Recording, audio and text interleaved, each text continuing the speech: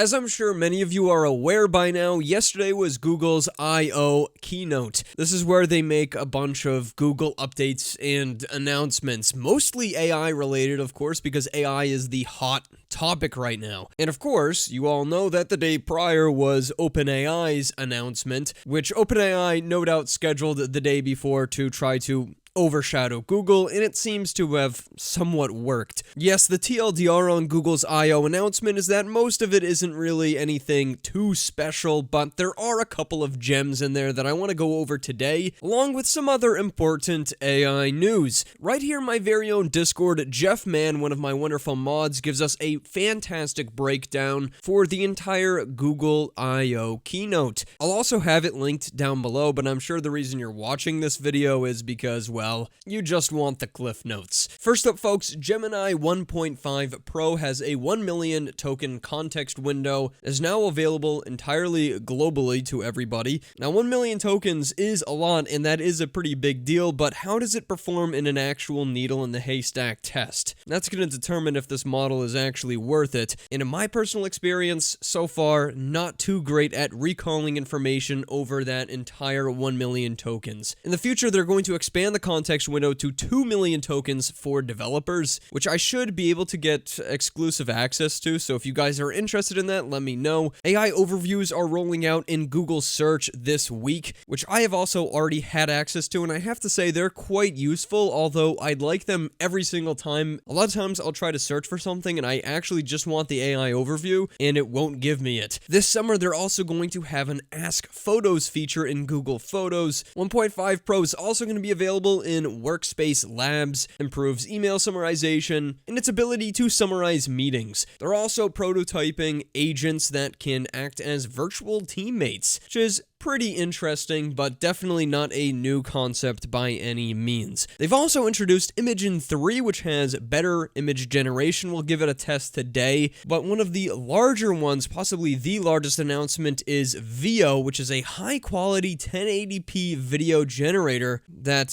select creators will get access to soon. So this is basically a Sora competitor by Google, and you guys will have to let me know what you think about it. It certainly is looking quite competitive. Multi-step reasoning inside of Google Search for complex questions and planning tasks. AI organized search page results for better search experience. Adding video understanding to Google Search, which sounds pretty awesome, but all of that is rolling out in the future. Gemini is also going to come to Android as an assistant, which seems pretty cool, and Polygemma is going to be released as an open vision language model that's available today. And Gemma 2 will also be launched next month. And again, this was all in my Discord server, which is pretty awesome. We did skip over a few things there because I just don't think they're super relevant for you guys, but I will provide all of the necessary resources for you. First up, guys, I want to take a look at the Google video generator called Veo, which seems to be the most exciting thing they announced, at least in my opinion. This is a video generator. All of the video you're about to see is indeed AI generated, and that's just so darn cool to me. 1080p high resolution video. Let's take a peek. There is going to be no background music or audio for this, so it's just silent video clips looking at this AI generated video. Very consistent so far is what I'm seeing. Pretty detailed down there in the buildings. It gets a little bit rough, but still looking pretty darn cool. This overview of a nice futuristic city, and it zooms in faster and faster, and you can see it's all one consistent video and then transforms into some cars racing down a road. This is pretty awesome. Again, one of the better video generation models that we've seen to date, but I have to say, I think Sora might be a little bit better just based off of these first impressions. I don't know what you guys think. It's a little bit blurry, a little bit mushy, and again, I don't know why they decided to go with these videos to demonstrate Veo's capabilities because, and I'm going to pause this here, you can see there is horrible compression, video compression that is, just based off of looking at this. This happens when you upload videos online to YouTube or Twitter or whatever it is. The actual video itself can get quite compressed and mushy looking, so I don't know why they chose this and not something that looks a little bit more clear. Either way, it still is a pretty cool example of a 1080p video generator that seems to be fairly consistent and can do quite long generation, and oh wow, There, it transforms into something that's actually a little bit more digestible here, an actual view of something like New York City or a city. You can see the prompt they used here was a fast tracking shot through a bustling dystopian sprawl with bright neon signs, flying cars, mist, night, lens flare, volumetric lighting. Then we did a second prompt here, which it transformed into starships in the sky, then a neon hologram of a car driving at top speed, cinematic, incredible details, and then cars leave the tunnel back into the real world city, Hong Kong. So I was wrong about New York City, but nevertheless, that's a pretty cool demonstration. Pretty impressive. But then again, I think Sora was just a little bit more impressive. This is definitely a competitor, but I'd love to see a little bit more from it. They do have a few more VO examples we can take a look at, like this lone cowboy riding a horse on an open plain with a beautiful sunset in the background. Like, this looks pretty darn competitive. I think these examples are a lot better than the one that they decided to show off as like their main big example, but things only get better as you move down. Up here we've got a fast tracking shot of a suburban residential area, and that looks pretty darn good. The houses look alright, pretty consistent, and the trees look pretty awesome. The road is a little bit weird and curvy though. Now this is one of those that I would barely be able to tell is even an AI generated video. Extreme close-up of chicken and green pepper kebabs being grilled, and at first glance that looks completely real. They've also got the aerial lighthouse shot on a rocky cliff, and this one looks pretty darn real as well, although I think OpenAI's was a little bit more impressive with the camera moving rapidly. We've also got this pretty awesome shot, which is a time-lapse of the northern lights dancing across the Arctic sky, and that is really, really impressive, especially considering those stars in the background not moving too much at all. Those little dots that are just consistently moving.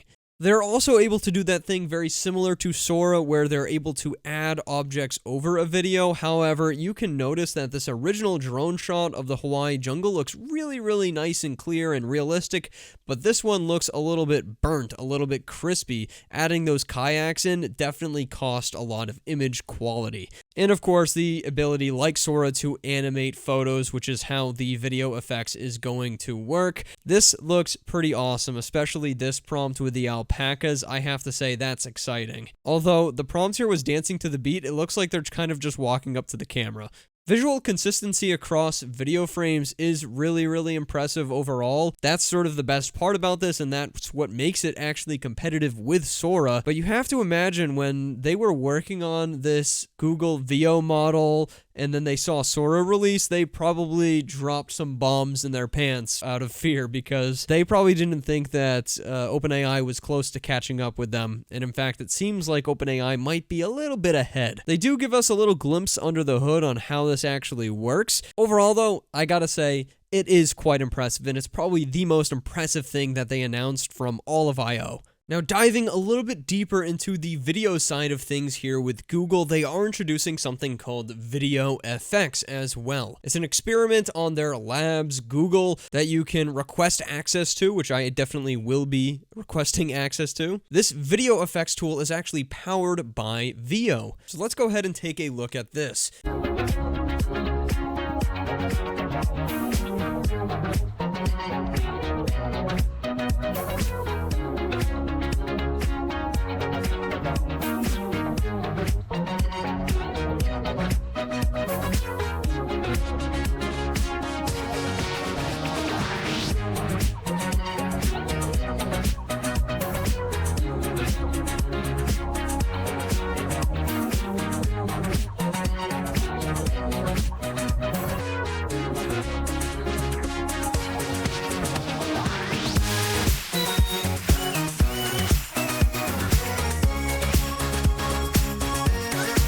Okay, so you can see there at the end, video effects, definitely the most exciting thing because no doubt there already are competitors to every single other one of those apps they showed off that are just better. But with the video generation, it seems like it's an image generated with Imagen 3 and then Veo actually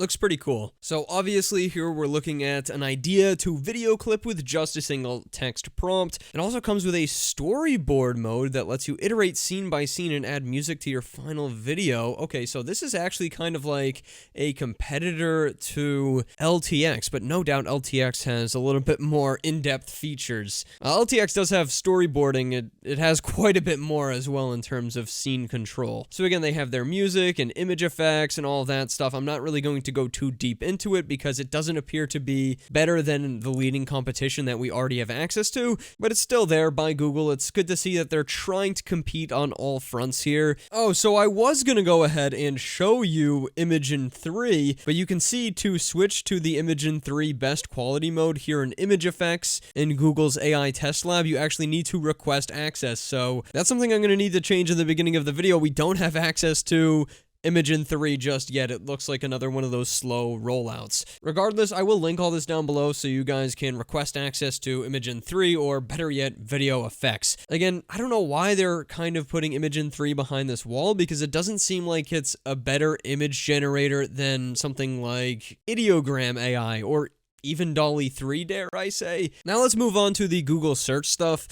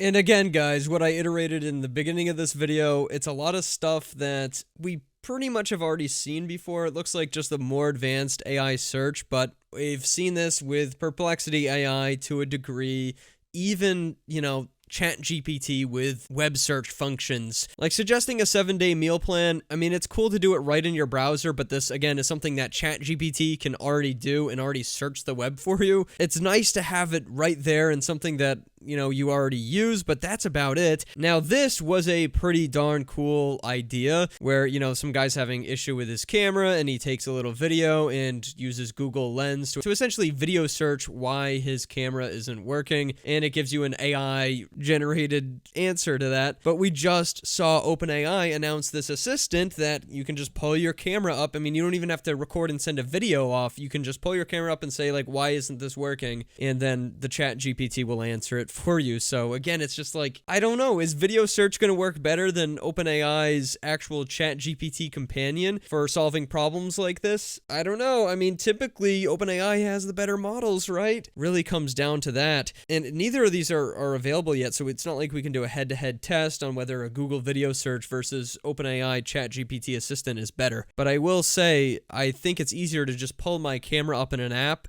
and show it something actively and then ask it a question rather than sending a video, typing a question out, and then waiting for a search result answer from Google. And now it's like making me think, did OpenAI maybe get some access to what was going to be inside of Google I/O before, and that's why they rushed to make some sort of an announcement to make it look like they were first to the table? I mean, it still, regardless, is a pretty darn cool feature, but I think this stuff will come down to how good is the model actually? Is the model going to be able to recognize the turntable table correctly? Is it going to recognize what's happening correctly? Is it going to be able to respond correctly and give you the best search results? And I mean, other than that, the announcements here aren't too crazy. I just pulled these up from Lior here on Twitter. Later in the year, we're going to have Gemini in Sheets, which will help us, analyze all that data, but I could just export that Sheets into a CSV and then plug it into ChatGPT. And while this is directly integrated, do I trust the ChatGPT model more to do better data analysis? Probably. Directly integrated in Gmail, Docs, and Calendar is also really nice, but it has to work well. The way that it's integrated right now is not great. It can only pull like 5 emails at once, and later this year it seems like they're advancing the Google AI Drive connection here, but it needs to be way, way more in depth and have way, way better access to not only viewing your information, but also modifying, editing, and working upon it. So this is sort of like a vague idea of like, yes, we're going to integrate it more into Drive later this year, but how exactly will that work? How deep will it go? Because that is going to make all of the difference. Also showing off, a similar ChatGPT style assistant here, but I have to imagine like the OpenAI one just looks a little bit cooler. Take a peek, guys. Tell me when you see something that makes sound. I see a speaker, which makes sound. What is that part of the speaker called? That is the tweeter. It produces high-frequency sounds. Give me a creative alliteration about these. Creative crayons color cheerfully. They certainly... Yeah, I mean, it's still pretty cool, but OpenAI's demo was just plain cooler for that ChatGPT assistant that can understand the nuances of your voice, knowing your emotions, having a voice that sounds human, and shows very, very impressive capabilities of understanding images where it can tutor people for math problems. I'm also going to go ahead and link this down below as well. This is a nice little thread that shows you Google is all in on AI agents. It gets a little bit deeper, but just some highlights from this. They show off an email agent that can organize your emails into a spreadsheet. Pretty darn cool. But again, how deep does this exactly go? Can then I have this agent or another agent go and reply to the emails as needed? That's sort of what we need here to stay competitive, especially if this is coming later down the line, later this year. They show something similar off, but this is just an email agent that returns an order for you. It's not built to work with another agent. They have a search one that has a multi-step trip planning and reasoning. Again, something we've already seen before, but still pretty cool. Now, this is a little bit more exciting. This is a browser agent that can work across multiple external websites and update addresses across dozens of websites for you.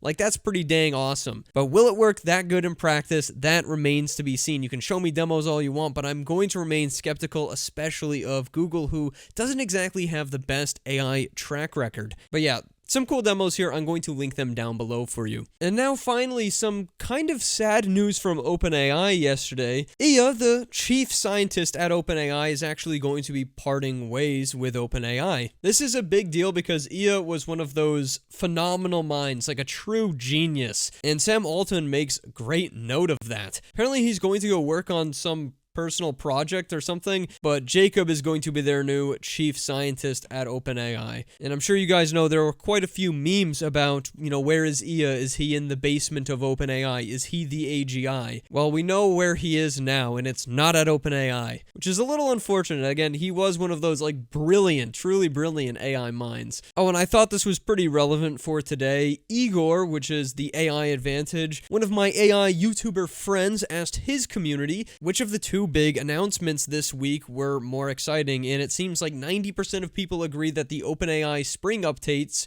with GPT-4o and the ChatGPT overhaul were way more exciting than Google I/O. And that's sort of the way I feel. I mean, there's something there for Google for sure, but I think they need to take it a step further. Honestly, in my opinion, if Google just kind of shut their mouth about AI stuff and just put their head down and worked until they had something that is truly competitive, like multiple agents working together to do crazy tasks or something like that, and then just released that, they would have way more respect, not only from the community, but from their competitors like OpenAI, who try to overshadow their Google I/O event and apparently it worked. Oh, and I've got one more really dope thing to show you guys. This is by Grok Inc. If you don't know, they make those specialized chips for running AI models incredibly fast. Because they can make these AI models run so fast on their chips, they're actually able to have these AI characters control a retro fighting game, and you can see the two models are fighting each other. This is Gemma 7B versus ChatGPT 4 Turbo. I'm a pretty big fan of concepts like this one, so I would love to get access to what makes this possible, although I'm sure it's kind of, I wouldn't say proprietary, but it's just not out there in the public domain yet. It's something you'd kind of have to build yourself. Either way, it's really, really cool to see, and it just shows you the capabilities of AI. Even just the language models and the vision models are so much greater than it first appears. Once they are a lot faster, once they are a lot better, these things are going to be able to do way more, not just fighting games. Oh, and this sort of stems off of my video from OpenAI's announcement. OpenAI announced that they will be making a desktop app for ChatGPT, and I was wondering, is this coming to Windows? Because a lot of people use Windows, like me, and apparently, nope, it's only going to be a Mac app, which is just absolutely useless for me, so I really hope they make a desktop Windows app here soon, because otherwise this is super disappointing. But yeah, everyone, thank you so much for watching today's video. Please let me know how you feel about the OpenAI versus Google AI announcements thing going on here. I think it's pretty clear that OpenAI just has more advanced AI technology, and Google is rushing to catch up as fast as they can, but for some reason, they just aren't there yet. The video models are very impressive, but I knew they were working on them for quite some time now, and they haven't made huge leaps and bounds. Like, OpenAI's Sora was way more surprising to me than this Google VO model. I'll see you guys in the next one. Thanks for watching, and goodbye.